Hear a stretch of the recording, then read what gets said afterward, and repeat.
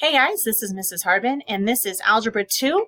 Today we are looking at section 6.2. We are continuing to learn about quadratic functions, and in 6.1 we looked at the quadratic function in standard form.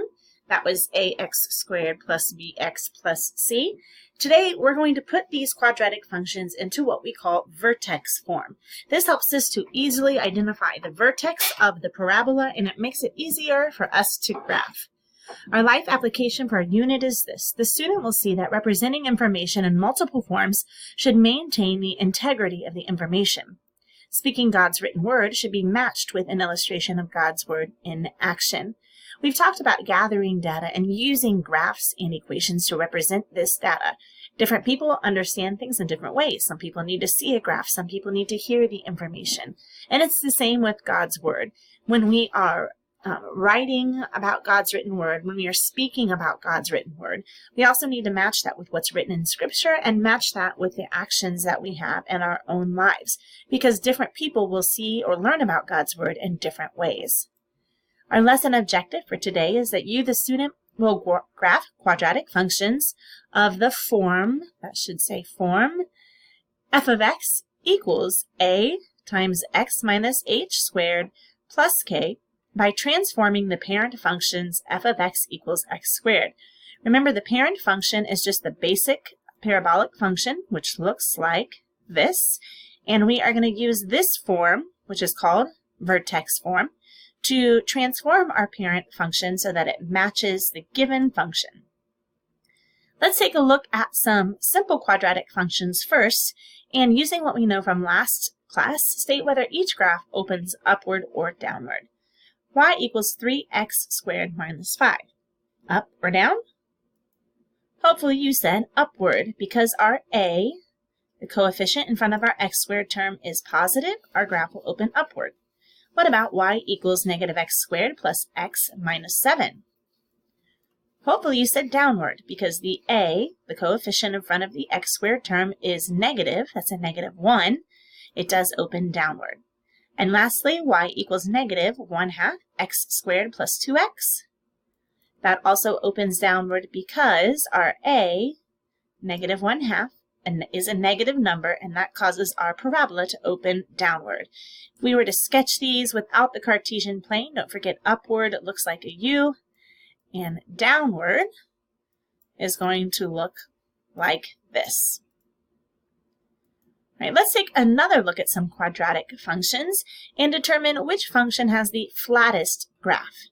Remember, we learned in our previous lesson, that this is the parent function, x squared, and that by changing our a, sometimes our functions get a steeper slope and they look like they're squished in, and sometimes our functions get a less steep slope, and it looks like the parabola has been stretched. Now, hopefully you remember what we had to do to make our function change. What about y equals x squared plus 5, y equals 1/2 x squared plus 5, and y equals 2/5 x squared plus 5? Which one will be the flattest graph, or the one that is the most open? Hopefully you said it was 2/5 x squared plus 5. By adding a number greater than 0 in front of our x squared term, so if a is greater than 0, it actually will make our slope steeper and make our parabola look kind of squished in. By adding a number that is less than 0, like 1/2 or 2/5, it actually changes the slope there of our parabola and makes our graph appear flatter. And 2/5 is going to make that the flattest of the graphs. Let's talk a little bit about our range. Remember, we said that for all quadratic functions, our domain is all real numbers, because the ends of our parabola will keep on going to the left and keep on going on all the x values to the right. Our range is our y values. How far up and how far down does it go? So what is the range of this function? Y equals negative x squared plus 6. Well, hopefully you remember that when there is no bx term, like there is not one here, our range is determined by our c term, our constant term.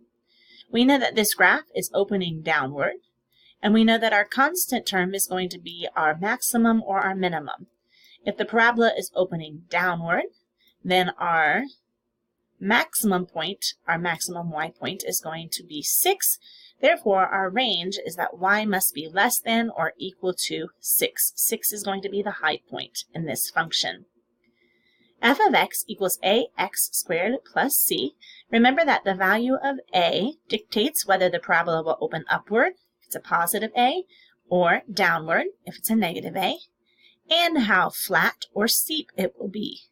Okay? If a is less than 0, it will flatten our parabola, and if a is greater than 0, it will make our parabola steeper.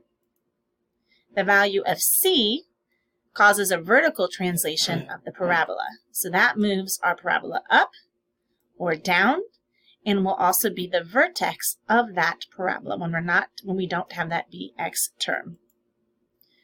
Now, I said that one of our objectives today was to put our quadratic functions into vertex form. Here is the vertex form of a quadratic function. F of x equals a times x minus h squared plus k.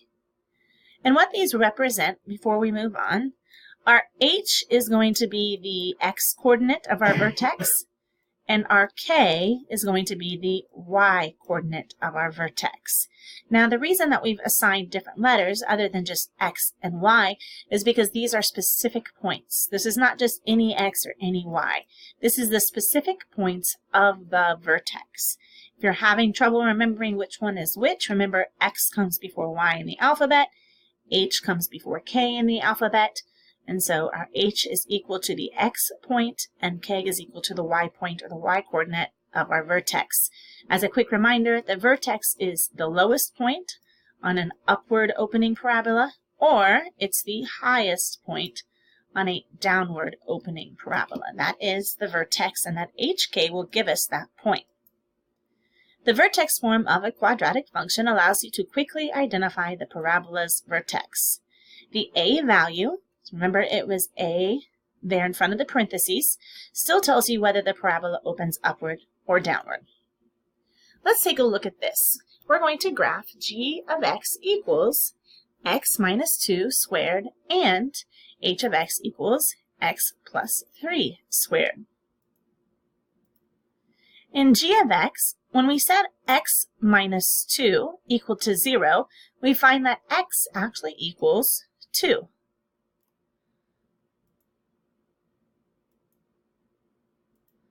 And in h of x, x plus 3 equal to 0, means that our x equals negative 3. What that is going to do is it's going to shift our parabola. In g of x, it's going to shift it over 2 to the right. You can see that it got shifted here. Our vertex got shifted over to 2. And in h of x, when x equals negative 3, it shifts our vertex over here to negative 3. So you can see it looks like it says x minus 2, and you would think, oh, that means move it to the left 2.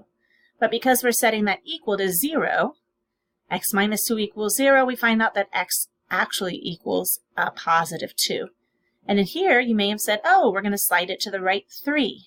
But because we're setting that equal to 0 in solving, we find out that x equals negative 3. So be very careful when you're graphing these translations, these horizontal translations, that you don't just see minus 2 and move it to the left 2, or positive 3 and move it to the right 3. It's actually going to be the opposite of what that sign is in the parentheses. The graph of f of x equals a times x minus h squared slides to the right if h only, is greater than 0, and slides to the left if h is less than 0. So you're going to set x minus h equal to 0 and solve for x in order to determine if you should move it to the right or to the left. Let's graph this function. P of x equals x minus 2 squared minus 3. And we're going to compare its graph to the graph of f of x equals x squared. Remember, this is called our parent function. This is the parent function of the quadratic function. Now first we need to find the vertex. Remember that this is our h and this is our k.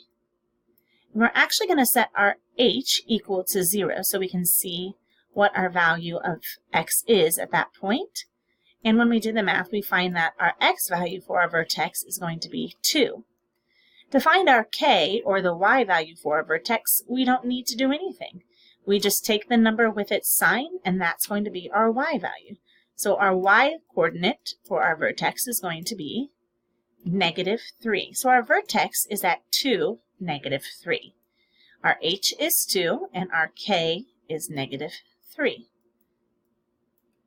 Okay. You can see the dotted f of x here. That black one is our parent function x squared.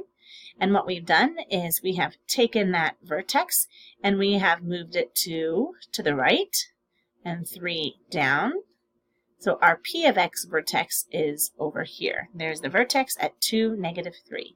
So you can compare that and you can see that every point on that function moved to the right 2 and down 3. Every single point moved to the right 2 and down 3. Down 3 here, and this one moved to the right 2 and down 3. So that whole function was picked up and slid over to the right 2 and down 3. When a quadratic function is written in its vertex form, f of x equals a times x minus h squared plus k, its vertex is at h and k. And the axis of symmetry is the vertical line x equals h. Remember that we will set this equal to 0 so that we can determine what the x is. And to find our k, we just take the number here, including the sign. The vertical, or the axis of symmetry will go right through x equals h. On our previous example, x equaled h at 2, and so our axis of symmetry, that dotted line that divides our parabola in half, would go right through x equals 2. There's the axis of symmetry on our previous function. Let's graph q of x equals -1/2 times x plus 4 squared plus 1. Now, there's some things that we know from this. First of all, we know that it's going to open downward because we've got a negative number. We know that the graph is going to be flatter than our parent function, or open wider, because it's being multiplied by a number less than 1.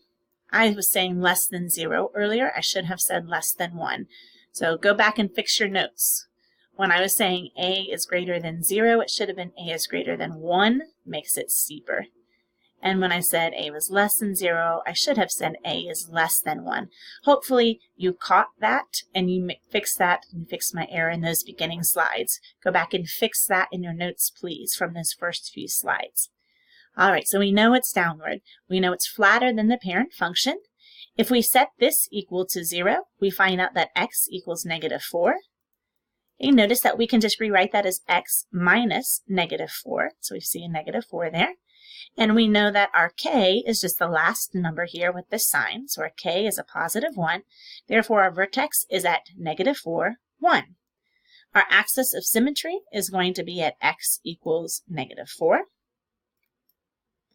Since a equals -1/2, -4, 1 is going to be a maximum point. Our vertex is a maximum point because we know our graph is opening downward.